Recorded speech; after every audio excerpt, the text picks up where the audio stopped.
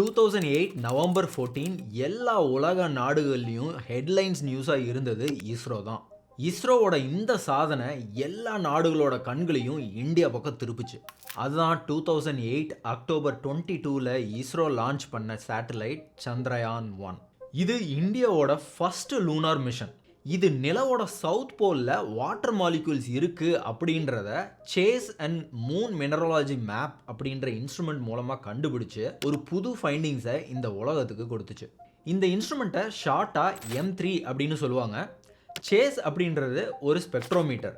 இதோட full form Chandra's altitudinal composition explorer அப்படின்னு சொல்லுவாங்க. இது மாதிரி ஸ்பேஸ் மிஷன்ஸை 4 வகையாக பிரிக்கலாம். Orbiter missions, crash landing missions, rover missions and flyby missions. 2008 Chandrayaan 1 தான் இந்தியாவோட first orbiter as well as crash landing mission. Orbiter மிஷன்னா பேரில் இருக்கிற மாதிரியே இது மூணோட ஆர்பிட்டில் போயிட்டு அந்த ஆர்பிட்டை சுற்றி வரும். இவ்வளோதான் அதோட மிஷன். கிராஷ் லேண்டிங் மிஷனுங்கிறது ஆர்பிட்டர் மிஷன் முடிச்சதுக்கப்புறம் மூணோட சர்ஃபேஸில் போய் கிராஷ் ஆகி லேண்ட் ஆகும்.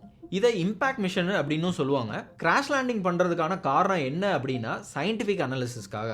கிராஷ் ஆகிறப்போ கிரியேட் ஆகிற இம்பேக்ட் அண்ட் டீப்ரியை ஸ்டடி பண்ணுவாங்க. இப்படி சந்திரயான் 1 கிராஷ் லேண்ட் பண்ணப்போ தான் மூணில் வாட்டர் இருக்குது அப்படின்ற விஷயத்தையும் கண்டுபிடிக்கிறாங்க. 2013ல் இஸ்ரோ இன்னொரு மார்ஸ் ஆர்பிட்டர் மிஷனை செவ்வாய் கிரகத்தோட atmospheric composition, surface geology and exosphere பற்றின டேட்டாஸை கலெக்ட் பண்ணி ரிசர்ச் பண்ணாங்க. இந்த ஆர்பிட்டர் மிஷனில் சில கிராஷ் லேண்டிங்கையும் பிளான் பண்ணாங்க. இதை மூன் இம்பேக்ட் ப்ரோப் அப்படின்னு சொல்லுவாங்க, அதாவது MIP. இதை யூஸ் பண்ணி மூனோட தின் அட்மாஸ்பியர், அதோட லேண்ட் சர்ஃபேஸோட ப்ராப்பர்ட்டிஸ் இது எல்லாத்தையும் படிக்க யூஸ் பண்ணாங்க. இந்த 2 கிராஷ் லேண்டிங் தான் மூனில் தண்ணி இருக்கிறதையும் இந்தியாவுக்கு கன்ஃபார்ம் பண்ணுச்சு. ஆனால் சந்திரயான் 3 ஒரு ரோவர் மிஷன். நான் ஸ்டார்டிங்லேயே சொன்ன மாதிரி இதோட குறிக்கோள் சாஃப்ட் லேண்டிங் பண்ணுறது, அதாவது there is no crashes. இந்த மிஷனில் லேண்டர், ரோவர் அப்படின்னு 2 விஷயங்கள் இருக்கும்.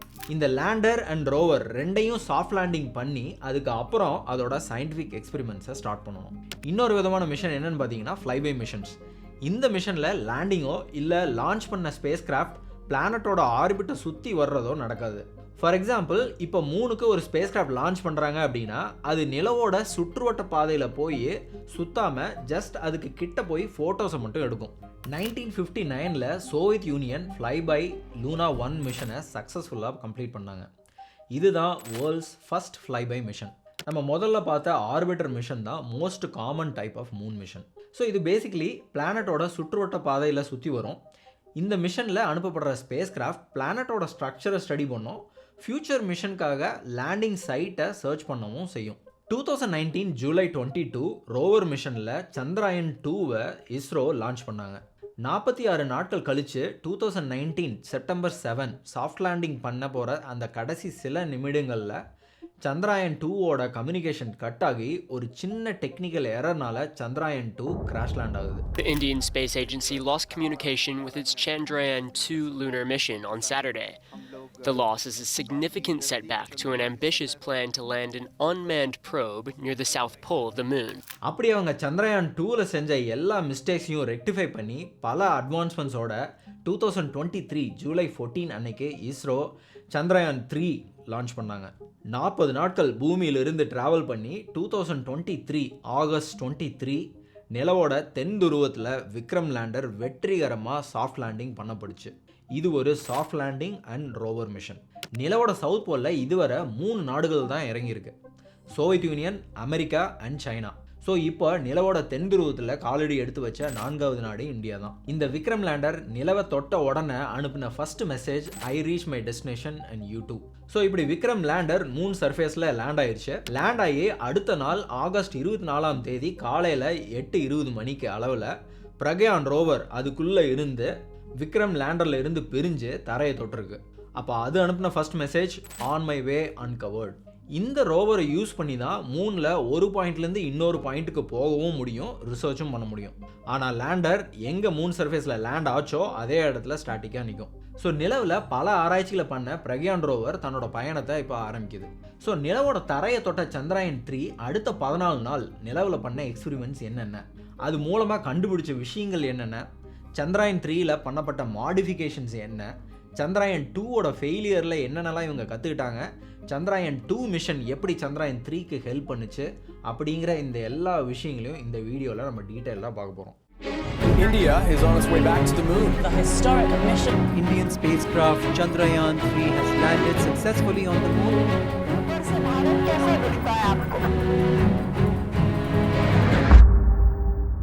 ஸ்பேஸ் ரிசர்ச்சில் பல சாதனைகளை பண்ண சோவியத் யூனியன், அமெரிக்கா மாதிரியான நாடுகள் கிட்டத்தட்ட 15 அட்டம்ப்ட்டுக்கு அப்புறம் தான் சாஃப்ட் லேண்டிங்கே அவங்களால அச்சீவ் பண்ண முடிஞ்சுது.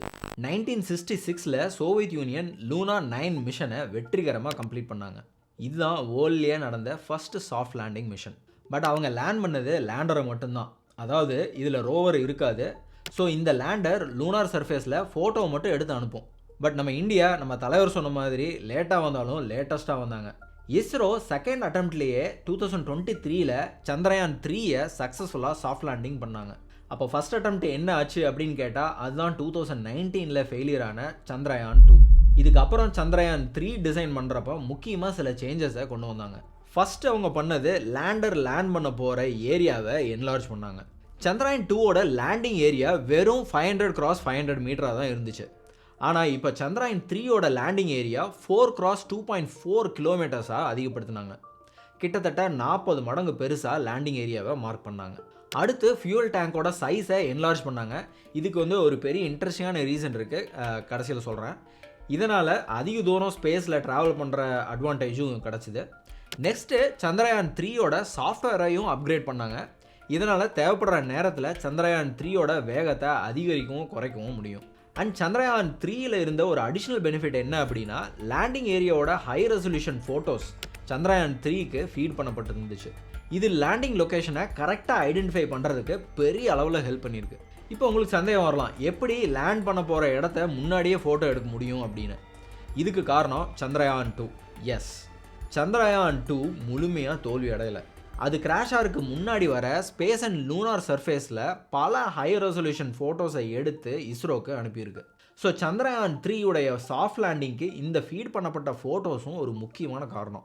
அது மட்டும் இல்லாமல் சந்திரயான் 2ஓட ஆர்பிட்டர் மாடியூல் தான் சந்திரயான் 3 யூஸ் பண்ணியிருக்கு. இது நிலவோட அவுட்டர் அட்மாஸ்பியர், தட் மீன்ஸ் எக்ஸோஸ்பியரை ஸ்டடி பண்ண ஹெல்ப் பண்ணும். இந்த ஆர்பிட்டர் மாடியூல் எர்த்தில் இருக்கிற கிரவுண்ட் ஸ்டேஷனுக்கும் லேண்டர் அண்ட் ரோவருக்கும் நடுவில் கம்யூனிகேஷன் டூலாகவும் இருக்கும். லேண்டர் மாடியூலோட லேண்டிங் ப்ராசஸ் அப்போ நேவிகேஷன் சப்போர்ட்டாகவும் இந்த ஆர்பிட்டர் மாடியூல் தான் இருக்கும். அடுத்ததாக விக்ரம் லேண்டர். இது கிட்டத்தட்ட சந்திரயான் 2 லேண்டரோட சேம் டிசைன் தான். சின்ன சின்ன சேஞ்சஸ் மட்டும் பண்ணியிருந்தாங்க. லைக் லேண்டரோட லெக்ஸை முன்னாடியோட ஸ்ட்ராங்காகவும் அதோட சென்சர் பவரை இம்ப்ரூவும் பண்ணியிருந்தாங்க. மிஷன் அப்ஜெக்டிவ்ஸ் பார்க்குறப்போ ரெண்டுக்குமே சேம் தான். லேண்டர் அண்ட் ரோவரை மூனோட சவுத் போலில் சாஃப்ட் லேண்டிங் பண்ணுறது தான். சந்திரயான் 3ஓட மொத்த வெயிட்டு 3900 கிலோ. அதில் ப்ரொபல்ஷன் மாடியூலோட வெயிட்டு 2418 கேஜி. விக்ரம் லேண்டரோட வெயிட்டு 1752 கேஜி. அண்ட் பிரக்யான் ரோவரோட வெயிட்டு 26 கேஜி. ஸோ இப்போ நான் உங்களுக்கு சில மாடியூல்லாம் சொன்னேன் இல்லையா, இப்போ இந்த மாடியூல் அந்த இதோட ஃபங்க்ஷன்லாம் என்ன அப்படின்னு பார்க்கலாம். சந்திரயான் 3ல் மொத்தம் 3 மாடியூல்ஸ் இருக்குது. ஒன்று லேண்டர் மாடியூல், 2 ரோவர் மாடியூல், இன்னொன்று ப்ரொபல்ஷன் மாடியூல். இதில் லேண்டர் மாடியூலோட ஒர்க்கு நிலவில் சாஃப்ட் லேண்டிங் பண்ணுறது. அண்ட் ரோவர் மாடியூலோட ஒர்க்கு லேண்டரில் இருந்து பிரிஞ்சு நிலவோட தரையில் ட்ராவல் பண்ணி ரிசர்ச் பண்ணுறது. இதுக்கு அப்புறமா லேண்டர் அண்ட் ரோவருக்கு அசைன் பண்ண வேலையை அது செய்ய ஆரம்பிக்கும். அடுத்ததாக ப்ரொபல்ஷன் மாடியூல். இந்த ப்ரொபல்ஷன் மாடியூலுக்கு உள்ளே தான் இந்த லேண்டர் அண்ட் ரோவர் மாடியூல்ஸும் இருக்கும். ஸோ இந்த ப்ரொபல்ஷன் மாடியூல் லேண்டரை எர்த்தில் இருந்து மூனுக்கு கொண்டு போக ஹெல்ப் பண்ணும். நிலவோட சுற்றுப்பாதையை அடைஞ்சதுக்கு அப்புறம் இந்த ப்ரொபல்ஷன் மாடியூலில் இருந்து லேண்டர் தனியாக பிரிஞ்சு நிலவை நோக்கி போகும். அதுக்கப்புறம் இந்த ப்ரொபல்ஷன் மாடியூல் லூனார் ஆர்பிட்லேயே அதோட லைஃப் டைம் முடிகிற வர இருக்கும். ப்ரொபல்ஷன் மாடியூலோட லைஃப் டைம் ஜென்ரலாக பார்த்தீங்கன்னா 3 மாதம். ஸோ 3 மாதத்துக்கு அப்புறம் அது ஆட்டோமேட்டிக்காக டெஸ்ட்ராய் ஆகிரும். சரி, இப்போ இந்த ப்ரொபல்ஷன் மாடியூலில் இருந்து பிரிஞ்ச லேண்டர் மாடியூல் எப்படி நிலவோட தென்துருவத்தில் லேண்ட் ஆச்சு அப்படின்னு 2023 ஜூலை 14 ஆந்திர பிரதேஷில் இருக்க ஸ்ரீஹரிகோட்டா ஸ்பேஸ் ஸ்டேஷனில் இருந்து LVM-3 ஹெவி லிஃப்ட் ராக்கெட் மூலமாக சந்திரயான் 3 விண்ணுக்கு ஏவப்பட்டுச்சு. பூமியில் இருந்து கிளம்பின சந்திரயான் 3 லேண்டர் அண்ட் லேண்டருக்கு உள்ளே இருக்கிற ரோவர் ப்ளஸ் ப்ரொபல்ஷன் மாடியூலோட பூமியோட ஆர்பிட்டில் 5 முறை சுற்றிட்டு அடுத்த 40 நாட்கள் கழித்து நிலவோட மேற்கு பகுதியை ரீச் பண்ணுது. நிலவுலையும் இது டைரெக்டாக இறங்கலை. நிலவையும் அது 4 முறை ஃபஸ்ட்டு சுற்றி வலம் வருது. இப்படி சுற்றி வர்றதுக்கான காரணம் என்ன அப்படின்னா, சந்திரயானுக்கும் நிலவுக்கும் இருக்கிற டிஸ்டன்ஸை கொஞ்சம் கொஞ்சமாக இப்படி சுற்றி குறைக்கும். இப்படி இந்த டிஸ்டன்ஸ் கொஞ்சம் கொஞ்சமாக குறைஞ்சு 100 கிலோமீட்டர் டிஸ்டன்ஸ் இருக்கிறப்ப தான் லேண்டிங்கே ஸ்டார்ட் ஆகும். இந்த லேண்டிங் ப்ராசஸ் தான் இருக்கிறதுலே டிஃபிகல்ட்டான ஒரு ப்ராசஸ். சந்திரயானுக்கும் நிலவுக்கும் இடைப்பட்ட டிஸ்டன்ஸ் 700 கிலோமீட்டராக இருக்கிறப்பவே எங்கே லேண்ட் ஆக போகிறோம் அப்படின்றத லேண்டர் கரெக்டாக பார்த்து வச்சிரும். அதுக்கப்புறம் 150லேருந்து 100 கிலோமீட்டர் டிஸ்டன்ஸ்லேயே ப்ரொபல்ஷன் மாடியூலில் இருந்து லேண்டர் பிரிஞ்சு தனியாக வந்துடும். லேண்டிங் அப்போது ப்ரொபல்ஷன் மாடியூலோட உதவி இல்லாமல் இந்த லேண்டர் மட்டும்தான் தனியாக நிலவில் லேண்ட் ஆகும். அதாவது ப்ரொபல்ஷன் மாடியூலுக்கு உள்ள விக்ரம் லேண்டரும் லேண்டருக்குள்ள பிரக்யான் ரோவரும் இருக்கும். இப்போ ப்ரொபல்ஷன் மாடியூலில் இருந்து பிரிஞ்சு வந்த விக்ரம் லேண்டர் கொஞ்சம் கொஞ்சமாக அதோட டிசென்ட் சீக்வன்ஸ், அதாவது இறங்குற சீக்வன்ஸை ஆரம்பிக்கும். இதில் பல ஃபேஸஸ் இருக்குது. First rough braking phase. இங்கே வெலாசிட்டி கொஞ்சம் கொஞ்சமாக ரெடியூஸ் ஆகும். அடுத்தது ஆல்டிடியூட் ஹோல்ட் ஃபேஸ். இங்கே இந்த 180 டிகிரி ஷிஃப்ட் பண்ணி வச்சுருக்காங்க அந்த லேண்டரை. அதை கரெக்டாக ஓரியன்டேஷனை ஃபிக்ஸ் பண்ணி ஃபைனல் டிசென்ட்டுக்கு ஏற்ற மாதிரி பொசிஷனை வைக்கிறாங்க. Third fine braking phase. இங்கே ஃபர்தராக ஸ்பீடை ரெடியூஸ் பண்ணுறாங்க சாஃப்ட் லேண்டிங்காக. Fourth terminal descent phase. இங்கே ஃபைனல் மேனுவர் பண்ணி லேண்ட் பண்ணுறாங்க. நிலவோட கிராவிட்டி இந்த விக்ரம் லேண்டரை ஈர்க்கும். மூணில் கிராவிட்டியா அப்படின்னு யோசிக்கிறீங்களா? எஸ், ஸ்பேஸில் இருக்க எல்லா ஆப்ஜெக்ட்ஸ்க்கும் கிராவிட்டி பவர் இருக்கும், பட் ரொம்பவே கம்மியாக இருக்கும். பூமியோட கம்பேர் பண்ணும்போது 6ல் 1 பங்கு கிராவிட்டி ஃபோர்ஸ் தான் 3ல் இருக்கும். சரி, இப்போ இந்த விக்ரம் லேண்டர் நிலவை சுற்றி வந்துட்டு இருக்கு அப்படின்னு சொன்னேன் இல்லையா? இப்போ இந்த லேண்டரோட பொசிஷன் எப்படி இருக்கும்னா, அது 180 டிகிரி திரும்பினா தான் அதோட பொசிஷன் நேராக வரும். ஸோ அதோட பொசிஷனை 180 டிகிரிக்கு ரொட்டேட் பண்ணுறதுக்காக இதோட பேக் சைடில் சென்ட்ரல் த்ரஸ்டர்ஸை ஆக்டிவேட் பண்ணணும். இந்த த்ரஸ்டர்ஸோட உதவி மூலமாக கொஞ்சம் கொஞ்சமாக ரொட்டேட் ஆகி நிலவை நோக்கி போய்கிட்டே இருக்கும். அட் தி சேம் டைம் சந்திரயானுக்கு உள்ளே இருக்கிற 8 த்ரஸ்டர்ஸும் அதோட பொசிஷன்ஸை அட்ஜஸ்ட் பண்ணிக்கிட்டே இருக்கும். அதுக்குள்ளே இருக்கிற ஆல்டிமீட்டர் நம்ம சரியான தூரத்தில் தான் ட்ராவல் பண்ணிட்டு இருக்கோமா அப்படிங்கிறத அப்சர்வ் பண்ணிக்கிட்டே வந்துட்டு இருக்கும். அண்ட் அதுக்குள்ளே இருக்கிற ஒரு குட்டி கேமரா எங்கே இறங்க போகிறோம் அப்படிங்கிறத நோட் பண்ணோம். ஆல்ரெடி இந்த விக்ரம் லேண்டரில் இறங்க போகிற இடத்த ப்ரோக்ராம் பண்ணி வச்சுருந்துருப்பாங்க. ஸோ அந்த லேண்டிங் ஏரியா வந்துருச்சு அப்படின்னா அதுக்கிட்ட இருக்கிற ஃபோட்டோவையும் அப்போ அது எடுக்கிற ஃபோட்டோவையும் லைவ் ஃபோட்டோவையும் ரெண்டையும் மேட்ச் பண்ணி பார்த்துட்டு இது டிசைட் பண்ணோம் அங்கே லேண்ட் பண்ணலாமா வேண்டாமான்ட்டு. இதை தான் ரீடார்கெட்டிங் ஃபேஸ் அப்படின்னு சொல்லுவாங்க. இந்த பொசிஷன் எந்த இடத்துலையும் டீவியேட்டே ஆகக்கூடாது. சந்திரயான் 2 ஃபெயில் ஆனது இந்த இடத்துல தான். லேண்டரில் இருந்த ஒரு த்ரஸ்டர் சரியாக வேலை செய்யாததுனால சந்திரயான் 2வை சொலட்டி விட்டு அதோட ஸ்பீடை கரெக்டாக ஸ்லோ பண்ண முடியாமல் அதை கிராஷ் லேண்ட் ஆக்குனது தான் இந்த மிஷன் ஃபெயில் ஆனதுக்கு ரீசன். அது மட்டும் இல்லாமல் டார்கெட் பண்ண லேண்டிங் சைட்டோட சைஸும் ரொம்பவே சின்னதாக இருந்திருக்கு. அண்ட் லேண்டரோட சாஃப்ட்வேர் லிமிட்டேஷன்ஸ், இந்த எரர்ஸ் எல்லாம் ரெக்டிஃபை பண்ண விடாமல் கடைசியில் நிலாவோட மேற்பரப்பில் இது கிராஷ் லேண்ட் ஆகிருக்கு. சரி, இப்போ நம்ம சந்திரயான் 3 கதைக்கு வரலாம். இப்போ சப்போஸ் லேண்டர் அண்ட் லேண்ட் ஆக வேண்டிய இடத்த கிராஸ் பண்ணி போயிடுச்சு அப்படின்னு வச்சுக்குவோம். இந்த கேள்வி இஸ்ரோ சயின்டிஸ்ட்க்கும் வந்திருக்கு. பட் அவங்களோட ஒரே எய்ம் லேண்ட் பண்ணுற இடம் மேடு பள்ளம் இல்லாமல் ஈக்குவலாக இருக்கணும். ஸோ மார்க் பண்ண இடத்துல இருந்து 100-150 கிலோமீட்டர் தள்ளி லேண்ட் ஆனாலும் பரவாயில்ல, லேண்டிங் சேஃபாக நடக்கணும் அப்படின்றது தான் அவங்களோட லட்சியம். பட் சந்திரயான் 3 லேண்ட் ஆனது இஸ்ரோ பாயிண்ட் பண்ண பர்ஃபெக்ட் பிளேஸில் தான். இப்போ லேண்டிங் பொசிஷனுக்கு வந்தாச்சு. த்ரஸ்டர்ஸும் லேண்டரை ஃபுல்லாக 180 டிகிரிக்கு ரொட்டேட் பண்ணி நேராக்கியிருக்கோம். இப்போது லேண்டருக்கு கீழே இருக்கிற 4 ஜெட் இன்ஜின்ஸும் சந்திரயானோட வேகத்தை 0க்கு கொண்டு வர ட்ரை பண்ணும். ஸோ இப்போ இறங்குற இடத்துல ஏதாவது மேடு பள்ளம் இருந்தால் என்ன பண்ணுறது? அந்த இடத்துல இருந்து கொஞ்சம் தள்ளி போய் இறங்குறதுக்காக சென்ட்ரல் த்ரஸ்டர்ஸ் அடிஷ்னல் ஃபியூலை சப்ளை பண்ணி கொஞ்சம் தள்ளி லேண்ட் ஆக வைக்கும். பட் சந்திரயான் 3 பார்க்கும்போது எந்த ஒரு மேடு பள்ளமும் இல்லாமல் லேண்ட் ஆகிறதுக்கு பர்ஃபெக்ட் கண்டிஷன்ஸில் இருந்திருக்கு. ஸோ இப்போ அதோட வேகம் கம்ப்ளீட்டாக குறைய ஆரம்பிக்குது. ஸோ ஃபைனல் டிசென்ட்டில் இப்போ அந்த ஜெட் இன்ஜின்ஸ் எல்லாம் வேலை செய்கிறத நிறுத்துது. அப்போ தான் அந்த இடத்துல அதிகமாக புழுதி பறக்கவும் ஆரம்பிக்குது. இப்போ நம்ம ஹெலிகாப்டர்லாம் வந்து இறங்கும் போது அந்த புழுதி பறக்கிறதுல அதே மாதிரி இப்போ தர்ஸ்டர்ஸ் மட்டுமே விக்ரம் லேண்டரோட பொசிஷனை மாற விடாமல் மூனோட சர்ஃபேஸில் லேண்ட் பண்ண வச்சுருக்கு. என்னதான் இருந்தாலும் லேண்ட் ஆனதும் அந்த இடத்துல புழுதி பறக்க தான் செய்யும்.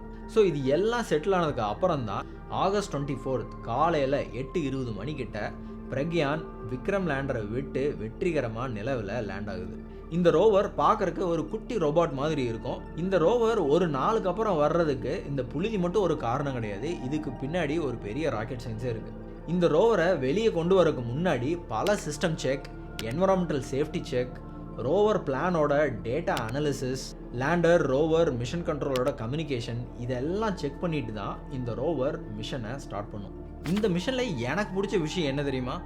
நிலவோட தென் துருவத்தில் ரோவரை சாஃப்ட் லேண்ட் பண்ண முதல் நாடு இந்தியா தான். 2023 ஆகஸ்ட் 10 அன்னைக்கு சோவியத் யூனியன் நிலவோட தென் துருவத்தில் லூனார் 25 லான்ச் பண்ணாங்க. பட் அவங்க ரோவர் இல்லாமல் லேண்டரை மட்டும்தான் அனுப்பியிருந்தாங்க. 2023 ஆகஸ்ட் 19 அன்னைக்கு லூனார் 25ஓட லேண்டரும் நிலாவோட மேற்பரப்பில் மோதி கிராஷ் ஆகிருக்கு. சவுத் போலில் லேண்ட் பண்ணுறது ஆக்சுவலி ஒரு பயங்கர டிஃபிகல்ட்டான ஒரு விஷயம். ஏன்னா இந்த டெரைன் பயங்கரமான ரக்கட், அதாவது பயங்கர மேடும் பள்ளம் நிறைஞ்ச ஒரு ஏரியாவாக இது இருக்கும். அதுவும் இல்லாமல் இந்த சவுத் பகுதியில் மூனோட ஆக்சியல் டில்ட்னால இங்கே லைட்டும் சரியாக இருக்காது. அதுவும் இல்லாமல் இங்கே எக்ஸ்ட்ரீம் டெம்பரேச்சரும் இருக்கும். அதாவது ஒரு இடத்துல சூரிய வெளிச்சம் படும், இன்னொரு இடத்துல சூரிய வெளிச்சம் படாது. அதனால் மைனஸ்லேயும் போகும், ப்ளஸ்லேயும் பயங்கரமான டெம்பரேச்சர் வரும். ஸோ இந்த டிஃபிகல்ட்டிஸ்னால இங்கே கம்யூனிகேஷன்லேயும் டிஃபிகல்ட்டிஸ் வர சான்ஸ் இருக்குது. இங்கே மோட்டிவேஷன் என்னன்னா, இந்த ஏரியாவில் தான் புது கண்டுபிடிப்புகளை கண்டுபிடிக்கிறதுக்கு சான்சஸ் ஜாஸ்தி. So India took the stuff bet. I salute to all the scientist there. என்னை பொறுத்தவரையில் இந்தியா இது மாதிரி தான் பெரிய பெரிய பெட்ஸ் எடுக்கணும். மற்ற நேஷன்ஸ்க்கு நம்ம ஒரு முன்னோடியாக இருக்கணும். ஸோ நான் இதுக்கு மேலேயும் இவங்க இது மாதிரிலாம் பண்ணுவாங்கன்னு நம்புகிறேன். ஸோ இப்போ நம்ம லேண்டர் அண்ட் ரோவரை ரெண்டையும் சக்ஸஸ்ஃபுல்லாக லேண்ட் பண்ணியிருக்கோம். இப்போது ரோவர் கண்டுபிடிக்கிற எல்லா இன்ஃபர்மேஷனையும் லேண்டருக்கு சென்ட் பண்ணும். விக்ரம் லேண்டர் டைரெக்டாக இஸ்ரோவை கம்யூனிகேட் பண்ணி கலெக்ட் பண்ண எல்லா டேட்டாஸையும் சென்ட் பண்ணும். அதே மாதிரி நம்ம ஏதாவது இஸ்ரோ ரோவருக்கு ஏதாவது இன்ஸ்ட்ரக்ஷன் கொடுக்கணும் அப்படின்னா அது விக்ரம் லேண்டர் மூலியமாக தான் போகும். அப்படி ரிசீவ் பண்ண இன்ஃபர்மேஷனை லேண்டர் ரோவருக்கு பாஸ் பண்ணோம். இந்த பிரக்யான் லூனார் ரோவிங் வெஹிக்கிள் மூலமாக தான் நிலவில் ட்ராவல் பண்ண முடியும். இந்த வெஹிக்கிள் 10 ஃபீட் லென்த்தில் இருக்கும். வெஹிக்கிள் மூவ் ஆகிறதுக்காக அதில் 4 வீல்ஸும் செட் பண்ணியிருப்பாங்க. நான் முதலே சொன்ன மாதிரி ஒரு ரோபோட் வித் 4 வீல்ஸ். அண்ட் ரோவரோட சைஸு ஜஸ்ட் 170 சென்டிமீட்டர் லென்த் தான். ஓகே, இப்போ லேண்டான இந்த ரோவரால் எவ்வளோ தூரம் நிலவில் ட்ராவல் பண்ண முடியும் அப்படின்னா வெறும் 500 மீட்டர் தான். பிகாஸ் பிரக்யான் ரொம்பவும் ஸ்லோவாக தான் மூவ் ஆகும். இதோட ஸ்பீடு வெறும் 0.45 மைல்ஸ் per ஹவருக்கு ஸ்லோவாக தான் இருக்கும். அண்ட் சந்திராயன் 3யோட சயின்டிஃபிக் எக்ஸ்பெரிமெண்ட்ஸை இஸ்ரோ வெறும் 14 நாள் மட்டும்தான் பிளான் பண்ணியிருந்தாங்க. பிகாஸ் 14 டேஸ் மட்டும்தான் அது ஆக்டிவாக இருக்கும். இதுக்கான காரணத்தை தெரிஞ்சுக்கணும் அப்படின்னா நம்ம நிலாவோட அமைப்பையும் பற்றியும் பார்க்கணும். பொதுவாக நமக்கு நிலாவோட ஒரு பக்கம் மட்டும்தான் தெரியும். இதனால் நிலா சுத்தாது அப்படின்னு ஒரு மித்தும் இருக்குது. ஆனால் உண்மையிலேயே நிலவு சுற்றிகிட்டே தான் இருக்குது. நிலவு அதோட ஆர்பிட்டல் மோஷன்லேயே சுற்றிட்டு வர்றதுனால நிலவோட ஒரு பக்கம் மட்டும்தான் நம்ம பூமியிலிருந்து பார்க்குறப்ப தெரியும். இதை சின்க்ரோனஸ் ரொட்டேஷன் அப்படின்னு சொல்லுவாங்க. இப்படி சுற்றுறப்போ நிலவில் சூரிய வெளிச்சம் படுறப்போ நமக்கு முழு நிலவும் தெரியும். இதை தான் நம்ம பௌர்ணமி அப்படின்னு சொல்கிறோம். அதே நிலவு பூமிக்கும் சூரியனுக்கும் நடுவில் வர்றப்போ நிலவோட பின்பக்கம் மட்டும்தான் நம்மளுக்கு தெரியும். ஆனால் அப்போ சூரிய வெளிச்சம் நிலவோட முன்பகுதியில் மட்டும்தான் விழும். ஸோ நிலவோட பின்பகுதி இருட்டாக இருக்கும். அப்போது பூமியிலிருந்து பார்க்குறப்ப நிலவு தெரியாது. இதை தான் நம்ம அமாவாசை அப்படின்னு சொல்கிறோம். இப்படி நிலவை சுற்றி வர்றதுக்கு மொத்தம் 28 நாட்கள் எடுத்துக்கும். இதில் 14 நாட்கள் பகலாகவும் 14 நாட்கள் இரவாகவும் இருக்கும். அதுதான் 1 லூனார் டே அப்படின்னு சொல்கிறாங்க. அதாவது நிலவில் ஒரு நாள் அப்படின்றது பூமியில் 28 நாள். நைட்டில் நிலவோட டெம்பரேச்சர் -173 டிகிரி செல்சியஸில் இருக்கும். அண்ட் டே டைமில் சூரிய கதிர்வீச்சோட தாக்கம் நேரடியாக நிலவில் படுறதுனால 100 டிகிரி செல்சியஸ்க்கு மேலேயே போகும். ஆனால் சந்திரயான் 3ல் இருக்கிற இன்ஸ்ட்ருமெண்ட்ஸ் டே டைமில் ஒர்க் பண்ணுற மாதிரி தான் அதை டிசைன் பண்ணியிருந்தாங்க. ஸோ டெம்பரேச்சர் குறைய குறைய சந்திரயான் 3 செயலிழக்க ஆரம்பிக்கும்.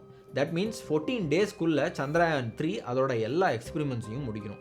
ஸோ இப்போ சந்திரயான் 3 நிலவில் சூரிய வெளிச்சம் படுற இந்த 14 நாட்களில் தான் லேண்ட் ஆக்கப்பட்டிருக்கு. இப்படி சூரிய வெளிச்சம் படுறப்ப தான் சோலார் பேனல் மூலமாக மற்ற இன்ஸ்ட்ருமெண்ட்ஸை சூடேற்றி அதன் மூலமாக வேலை செய்ய வைக்க முடியும். அடுத்த 14 நாட்களில் இந்த டெம்பரேச்சர் குறைஞ்சு சந்திரயான் 3யோட ஹார்ட்வேர்ஸ் டேமேஜ் ஆக ஆரம்பிக்கும். அண்ட் அதில் இருக்க எல்லா எக்யூப்மெண்ட்ஸும் அந்த கடுமையான குளிரில் உறைஞ்சு போய் செயலிழக்க ஆரம்பிக்கும்.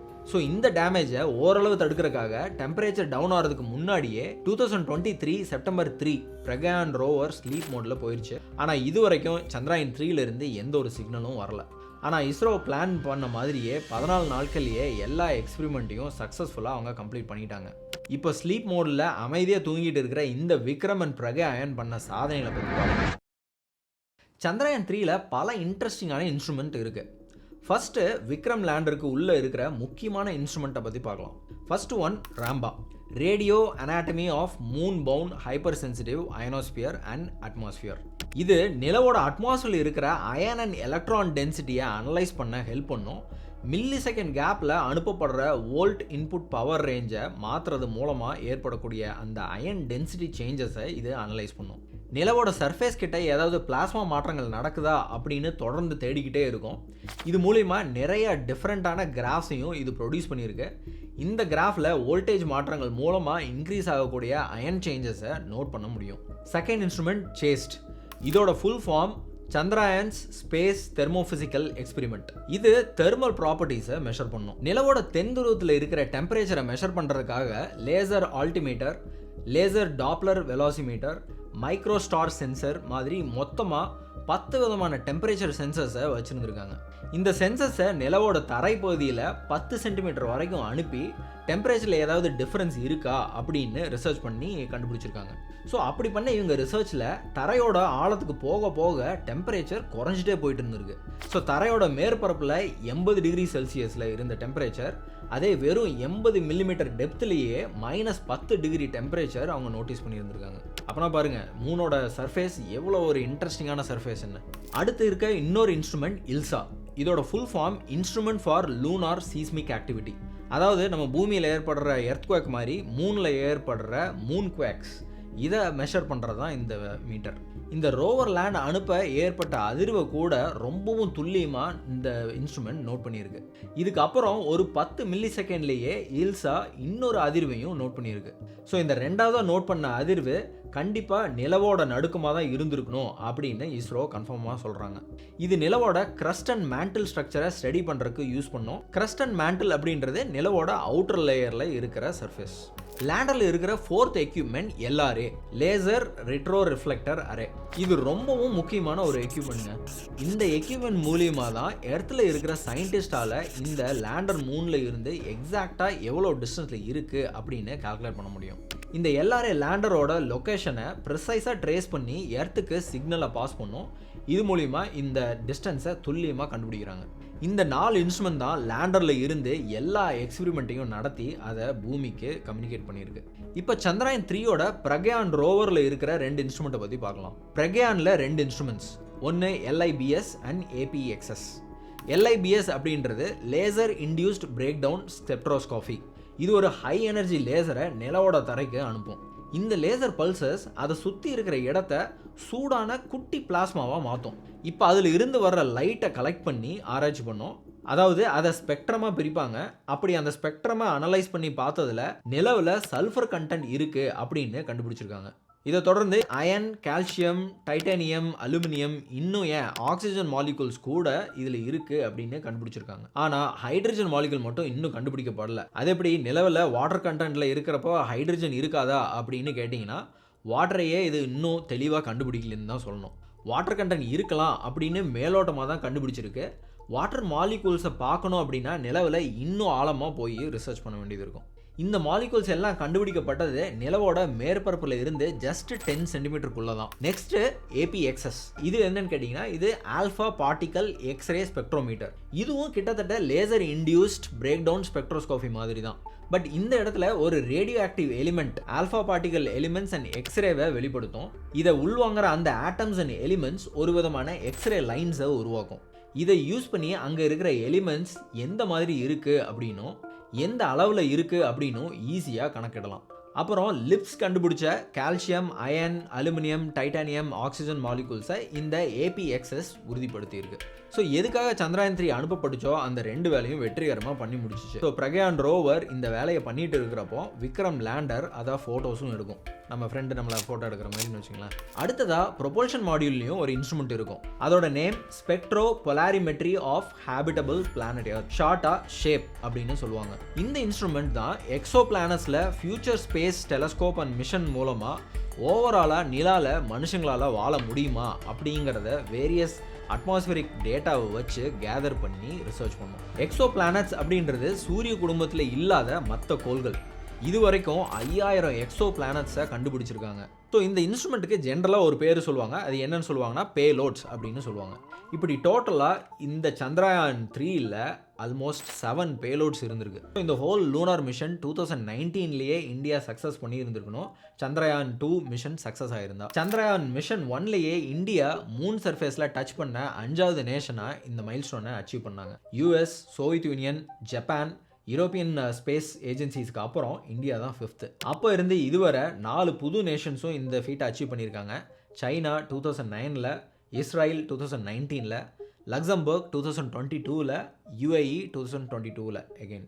ஸோ சந்திரயான் 3 மிஷன் ஃபுல் ஆயிடுச்சா, அதாவது சந்திரயான் 3யோட எல்லா நோக்கமும் நிறைவேறிச்சா அப்படின்னு கேட்டால், சந்திரயான் 3 நிலவுக்கு போன முதல் நாள்லேயே அதோட பிரைமரி கோலை அச்சீவ் பண்ணிருச்சு. அதோட முதல் நோக்கம் மூனில் சாஃப்ட் லேண்டிங் பண்ணுறது தான். அதை வெற்றிகரமாக ஆகஸ்ட் 23லேயே பண்ணி முடிச்சிருச்சு. அடுத்த நாள்லேயே பிரக்யான் ரோவரும் நிலவோட தரையை தொட்டு 150 மீட்டர் ட்ராவலும் பண்ணி சாதனையும் படைச்சிச்சு. இந்த பிரக்யான் ரோவர் தான் நிலவில் தண்ணீர் இருக்கிறதுக்கான ஒரு சின்ன ஆதாரத்தையும் கொடுத்தது. அதை தொடர்ந்து சந்திரயான் 3ல் இந்த ஒவ்வொரு இன்ஸ்ட்ருமெண்ட்டும் அதுக்கு அசைன் பண்ண எல்லா எக்ஸ்பெரிமெண்ட்டையும் சக்ஸஸ்ஃபுல்லாக கம்ப்ளீட் பண்ணியிருக்கு. ஹைட்ரஜன் மாலிகூல்ஸை கண்டுபிடிக்கிறதுக்கு முன்னாடியே அங்கே இருள் சூழ்ந்ததுனால பிரக்யான் அண்ட் விக்ரம் லேண்டரை சூரியனை பார்த்த மாதிரி அந்த சோலார் பேனலை செட் பண்ணியிருக்காங்க. 14 நாளுக்கு அப்புறம் வர்ற முதல் சூரிய வெளிச்சம் இந்த சோலார் பேனலில் பட்டு அது இந்த சந்திரயான் 3யை சார்ஜ் பண்ணி அதுக்கப்புறம் அதோட ஒர்க்கை ரீஸ்டார்ட் பண்ணுறது தான் பிளான். பட் இது வரைக்கும் விக்ரம் லேண்டரில் இருந்து எந்த ஒரு சிக்னலும் இஸ்ரோக்கு வரல. ஏன்னா அந்த கடும் குளிரில் சந்திரயான் 3ல் இருந்த எல்லா எக்யூப்மெண்ட்ஸும் செயலிழந்திருக்கும் இந்நேரம். அப்படியே பிரக்யான் ரோவர் மறுபடியும் ஆக்டிவாகி இருந்தாலும் விக்ரம் லேண்டரில் இருந்து வர கம்யூனிகேஷன் கட் ஆகி இருந்தால் பிரக்யான் ஒர்க் பண்ணியும் அது வேஸ்ட் தான். அதே மாதிரி விக்ரம் லேண்டரில் இருக்க laser retro reflector array damage ஆகி மற்ற எல்லா எக்யூப்மெண்ட்ஸும் ஆக்டிவாக பெர்ஃபெக்டாக வேலை பார்த்தாலும் அதுவும் வேஸ்ட் தான். பிகாஸ் நான் முதலே சொல்லியிருந்தேன் இல்லையா, எர்த் கூட கம்யூனிகேட் பண்ணுற ஒரே எக்யூப்மெண்ட் இந்த லேண்டர் தான். இது தவிர கம்யூனிகேஷனுக்கு யூஸ் ஆகிற ரேடார் சிக்னல், ஆண்டனா மாதிரியான எக்யூப்மெண்ட்ஸ் ஃபெயிலியர் ஆகி இருந்தாலும் அதால் நம்ம கூட கம்யூனிகேட் பண்ண முடியாது. ஸோ நமக்கு ஃபஸ்ட்டு ஆக்டிவாக வேண்டியது இந்த கம்யூனிகேஷன் டூல்ஸ். ஆனால் இப்போ வரைக்கும் எந்த ஒரு சிக்னலும் விக்ரம் லேண்டர் மூலமாக நமக்கு கிடைக்கல. ஸோ அது இப்போ டேமேஜ் ஆகிருக்கும் அப்படின்னு எதிர்பார்க்கப்படுது. விக்ரம் லேண்டர் ரியாக்டிவ் ஆகி எர்த்தில் இருக்க ஸ்பேஸ் சென்டருக்கு இன்ஃபர்மேஷன் பாஸ் பண்ணால் தான் அடுத்த கட்ட ஆராய்ச்சியில் இறங்க முடியும். ஆனால் இதுக்கான பாசிபிலிட்டி இஸ்ரோக்கு ரொம்பவே இப்போ கம்மி தான். ஸோ இதில் இஸ்ரோ சயின்டிஸ்ட் ஒரு இன்ட்ரெஸ்டிங்கான ஒரு எக்ஸ்பெரிமெண்ட்டும் பண்ணியிருக்காங்க. இந்த எக்ஸ்பெரிமெண்ட்டெல்லாம் பண்ணி முடிச்சதுக்கப்புறம் விக்ரம் லேண்டர் அது இருக்கிற இடத்துல இருந்து ஒரு அரை அடி தூரம் பின்னோக்கி ஜம்ப் பண்ண வச்சுருக்காங்க. So technically speaking second time இதை திருப்பியும் சக்ஸஸ்ஃபுல்லாக சாஃப்ட் லேண்ட் பண்ண ட்ரை பண்ணியிருக்காங்க. ஸோ இது எதுக்கு பண்ணாங்க அப்படின்னா, நிலவில் இருந்து ஃபியூலை யூஸ் பண்ணி மறுபடியும் நம்ம ரிட்டர்ன் வர்றதுக்கு வாய்ப்பு இருக்குது அப்படிங்கிற ஒரு எக்ஸ்பெரிமெண்ட்டை ட்ரை பண்ணுறதுக்கு நினச்சாங்க. அதுக்கான செஞ்ச ஒரு சின்ன எக்ஸ்பெரிமெண்ட் தான் இது. சந்திரயான் 3 குறிப்பாக நிலவோட தென்துருவத்தில் தலையிறங்கினதுக்கு காரணம் அங்கே வாட்டர் இருக்குது அப்படின்றத செக் பண்ணுறது தான். சந்திரயான் 3யோட எந்த ஒரு எக்யூப்மெண்ட்ஸும் வாட்டர் இருக்கிறதுக்கான சாலிட் எவிடன்ஸை அனுப்பலை. இதில் இன்னொரு ஒரு ஃபன்னான ஒரு எக்ஸ்பெரிமெண்ட்டும் நம்ம இஸ்ரோ சயின்டிஸ்ட் பண்ணியிருக்காங்க.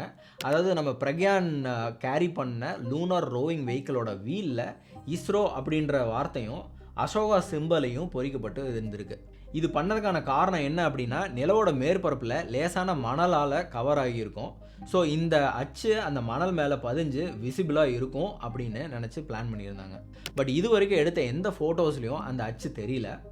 இது பற்றி இஸ்ரோவோட சேர்மன் சோம்நாத் டைம்ஸ் ஆஃப் இந்தியாவில் என்ன சொல்லியிருந்தாரு அப்படின்னா, நிலவோட மேற்பரப்பில் இருக்கிற மணல் இறுக்கமாக இருந்தனால இந்த அச்சு சரியாக விழலை அப்படின்னும், இந்த பைண்டிங்க்கு என்ன காரணமாக இருக்கும் அப்படின்னு தேடிட்டு இருக்காங்க அப்படின்னும் சொல்லியிருக்காங்க. சப்போஸ் விக்ரம் லேண்டர் கிட்ட இருந்து ஏதாவது சிக்னல் வந்து ரோவர் மறுபடியும் செயல்பட ஆரம்பிச்சிச்சு அப்படின்னா அதோட முதல் ஆராய்ச்சி இதை பற்றினதாக தான் இருக்கும். சந்திரயான் 3லேருந்து கம்யூனிகேஷன் கட் ஆகி 10 மாதத்துக்கு மேலே ஆச்சு. பட் இஸ்ரோ சிக்னல் வருதா அப்படின்னு செக் பண்ணிட்டு தான் இருக்காங்க. ஸோ இஸ்ரோவோட அடுத்த மிஷன் ககன்யான். இதில் சில டிலேஸ் இருக்குது. பட் 2025ல் மனிதர்களை ஸ்பேஸுக்கு அனுப்புறது தான் இந்த மிஷனோட plan. Russia lunar 25 mission, America Artemis 2 mission, China 2030லன்னு இப்படி பல நேஷன்ஸ் மனுஷங்களை திரும்பவும் மூணுக்கு அனுப்ப பிளான் பண்ணியிருக்காங்க. வீடியோ பிடிச்சிருந்ததுன்னா நாசா இஸ்ரோ ரிலேட்டட் பல இன்ட்ரெஸ்டிங் மிஷன் வீடியோஸ் நம்ம சேனலில் இங்கே நான் போட்டிருக்கேன். இங்கே பிளேலிஸ்ட் கிளிக் பண்ணி பார்த்து என்ஜாய் பண்ணுங்கள். நன்றி.